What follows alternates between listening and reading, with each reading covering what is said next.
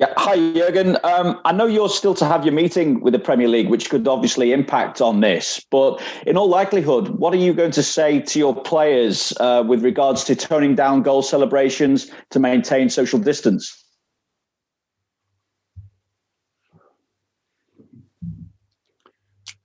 That we just try it. I know exactly how it is. I played myself. It's a difficult one, but we all know about the situation.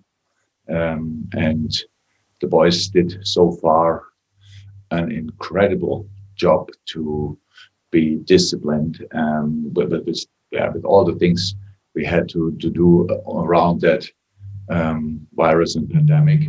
And I know they will try to do their best. That it will be, if there's hopefully something to celebrate, that it will be in an appropriate way. But it's difficult, and with all the things going around, we just have to.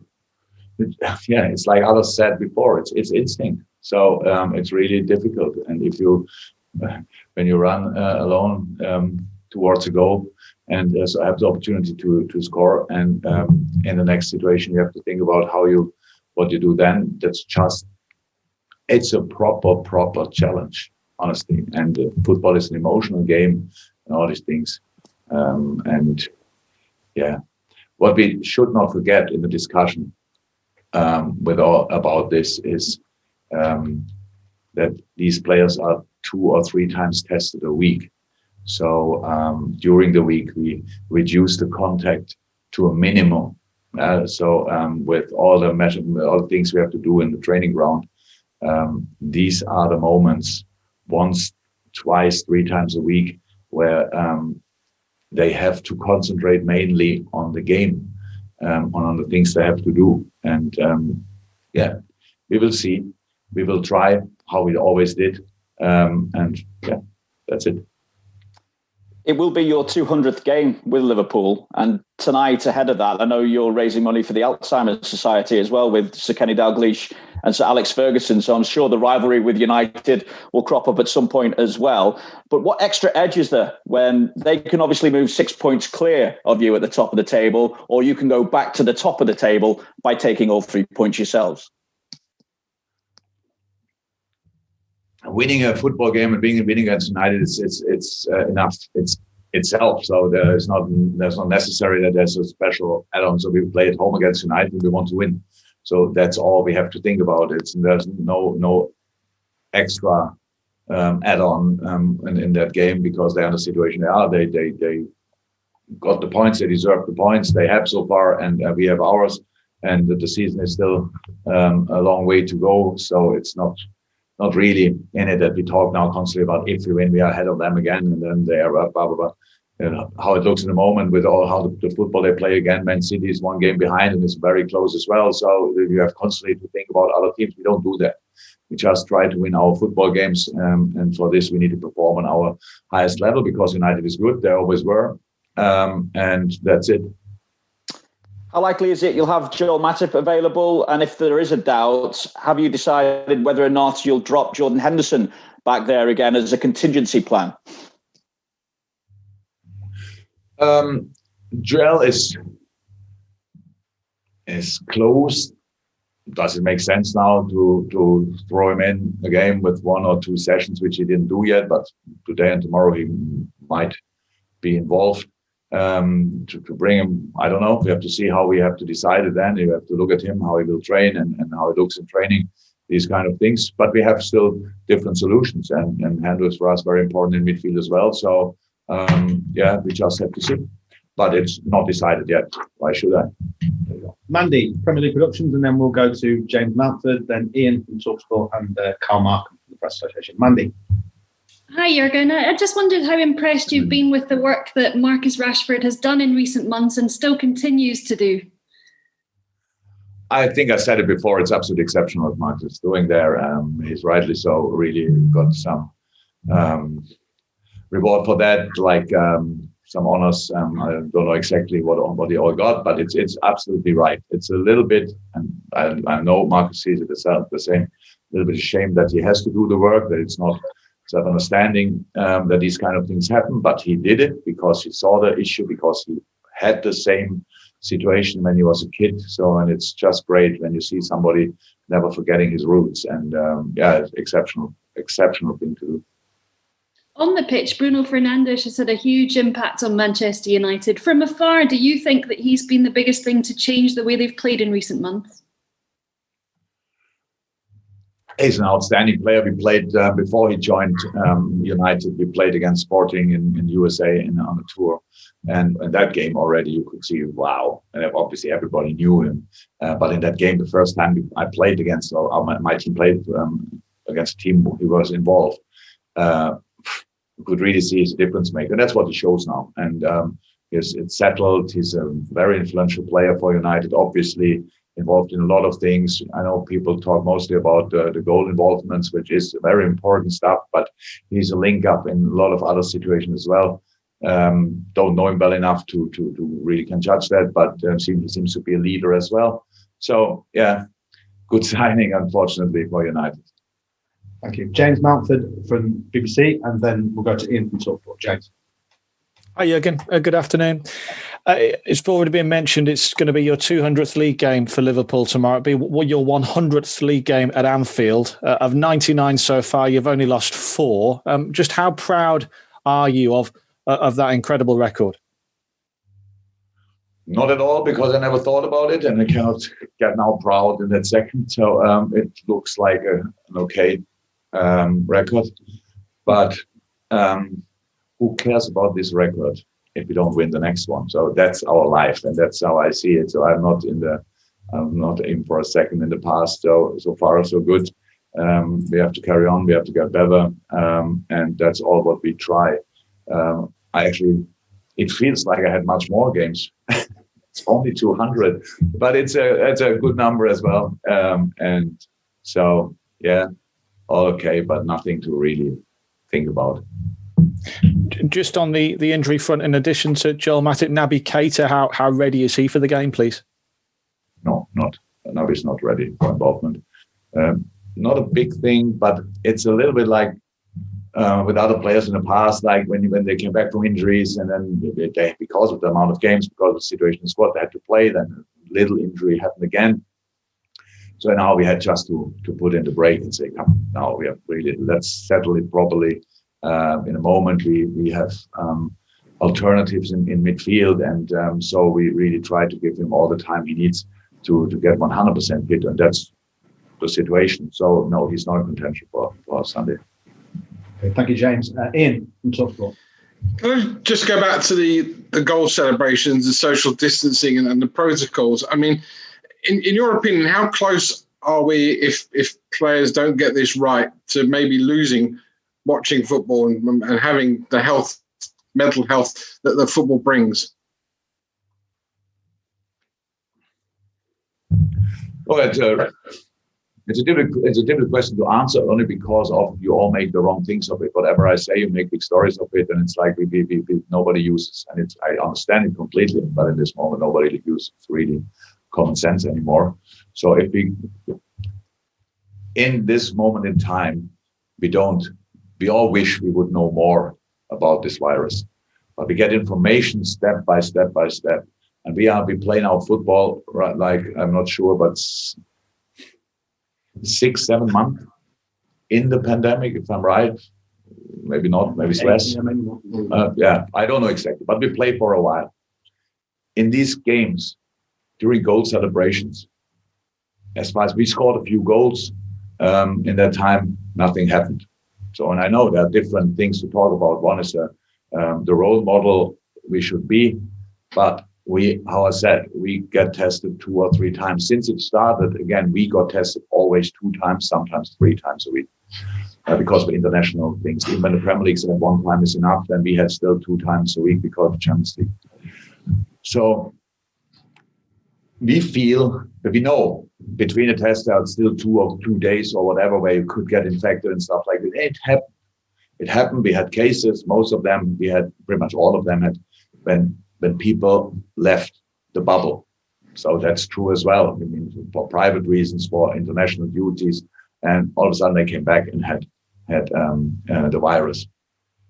In our situation now here, it never spread. So it never spread because we always, even when we all get tested, we still are distanced in the dressing rooms, anything. So the only thing where it looks like kind of normal, even when we even no people are in the stadium apart from the players and a few people from media, it was the only moment where we try to forget this stuff. If somebody says now that something what is from a role model point of view, because some people might think, oh, they can hug each other, why I can't hug? And we have, of course, a problem, but I think people are smart enough to make the difference between people who are constantly tested and you are not tested. So that makes a massive difference. If we would think and feel that we threaten one or two of our teammates, we never would do it. Nothing, it would just not happen. But it's the only safe place we had, only out there on the pitch. Outside, what people said from the beginning, it's not as infectious and all that stuff. Inside, nothing like this happens. We have team meetings in rooms, and I have to shout. They are that big that the players can understand me. And so I understand the discussion, and I have no real solution. But if somebody says now we have to stop the game because of that and cause then other issues, which I'm sure that would happen in the society because I really think, meanwhile, it's proven how important that the football is in this moment in time. And it's really tough. I know it's much tougher things, but it's really tough for the boys to do like this. Our building is the whole day cold because all days, all doors are open. Everybody walks through here in warm coats. We try absolutely everything. We had to close the canteens and all these kind of things. So it's everything. There's no point during a week where you can create kind of a group feeling with the boys, because what you usually would do is, come together, let's talk about this and how we get out and get stronger. It's absolutely not there. So all really important things in all the on a daily basis. We can't do it, so we don't do it. We don't sneak in a room and now nobody sees us. Nothing, that never happens. So we just stick to the rules.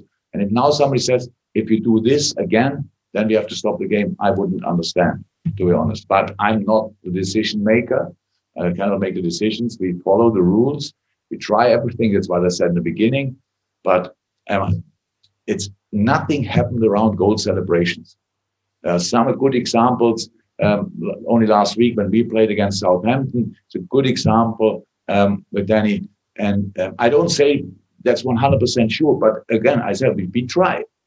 But if somebody stands down there and says, oh, they are too close, now we have to go. It's not right. And again, if we deliver apart from some entertainment something, then it's as well that if you get tested often enough, but we all said from the beginning, we have to test as often as we can. If you get tested often enough, if you stick to the rules, then you are not that much in danger like you would without getting tested and without sticking to the rules. You can still do some stuff, what is possible, like when we say sports outside or these kind of things. Nothing happens there.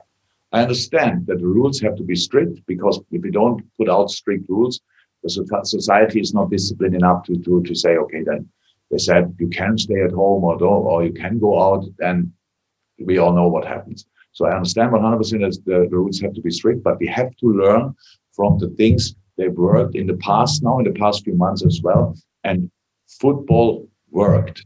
The increased number of cases was always clear that the winter will be a challenge because people are more inside, and was always clear that Christmas will be a challenge for the society as well. Both happened, but now being surprised that it happened, and it's just not right. I know people work tirelessly on solutions, and I don't have them. But what I have is experience in some situation during a week, what works and what doesn't work. That doesn't work for the whole outside world, but in a football environment, most of these things happen. And that's all really I can say about that. Thank you, Ian. And we'll finish the open section with Carl from Press Association. So we can get to everyone who's got their hands up, and then we will go to the embargo section. Carl. Hi, Jurgen. Hi, Carl. Hi. I don't know if it surprises you that your comments about penalties compared Liverpool and Man United is still generating debate even now. We've had former referees chipping in on it, and today we've got Marcus Rashford saying that when Mourinho was manager at United, he told him he needed to be more streetwise in terms of winning penalties. I'm just wondering, have you ever said anything similar to any of your players at any point? I mean, we've had, people like Mohamed Salah being criticised for, not making the most of it or making too much of it. Or no, I can 100% honest and never mention something like this to any player I have worked together. I worked with a lot of players who, if you have time, ask all of them. It never happened. So that's it.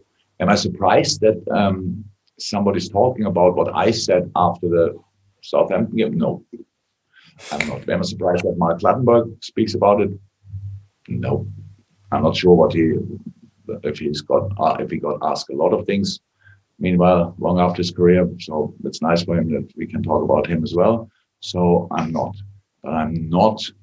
Sir Alex, and for different reasons. When he said he tried something in mind games, I was directly after Southampton game. In this moment, between this game and the United game, we had another game, and I didn't think a second about the United game in that moment. But before this game against Southampton, I saw the stats about the penalties, and that's what I mentioned in that. When people like Mark Clattenburg now is speaking like they speak, it always says much more about them than it could ever say about me. So if he would be in my situation, he obviously would play mind games. I'm unfortunately not. I have no skills for playing mind games. That's my problem. So in terms of the players' reaction, you're just happy for the natural course of events to play out, and whatever comes of it, comes of it.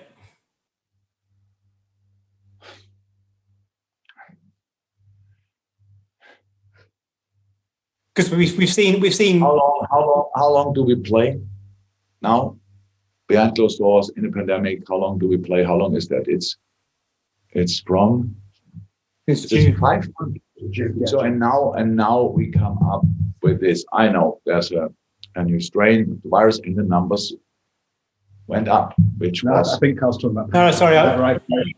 Yeah, what I was saying was, you're happy for the natural course of events in terms of the action of play, in terms of penalties, just to take their course, because we've had cases in the past where Mo's been fouled or appears to be fouled and not gone down and not got a penalty. So I'm just wondering, you're happy for that just to play out as it does, without telling players they need to make sure they get a penalty. We just didn't speak about it. So there were two situations, I think, in the last two games. Sadio Mane had a foul situation, which is a penalty for me, but it's not important because I cannot whistle, but I have to say my opinion. There was the handball. There was another situation where Sadio didn't go down. And now that's why I said, when people still say he's a diver or whatever, it's just not right. The game before against Newcastle, I think it was against Newcastle, we had pictures where the goalie sit on the ground and has both arms around Sadio Mane's legs. So he didn't go down. He tries to score the goal. So I didn't tell him, why didn't you go down? We didn't speak about it. Sadio knows that if Sadio gets fouled, he goes down. So, and that's how it is. And if not, then not, obviously. And that's the situation. So yes, it is natural. And it's not about that. It's not the player who should make the decision, will that be a penalty or not? It's the ref who should make the decision. And after the Southampton game, when you saw the next day, pretty much the only thing I really read, just to try to understand how people who are living on another planet, obviously like me, how they see it, the situation. And then the handball was no handball, and the Sadio Mane thing. So I think his name is Mr. Dermot also. The ref watch, and then he said that was no handball, and the other thing was not a penalty as well. And you think, okay, obviously I'm wrong, and they are always right. So it's just a situation. I don't want penalties where are no penalties. If there are no penalties, I don't want. But if there's a penalty, it would be nice if they whistle it because it's part of the game. That's all. Fantastic. Okay.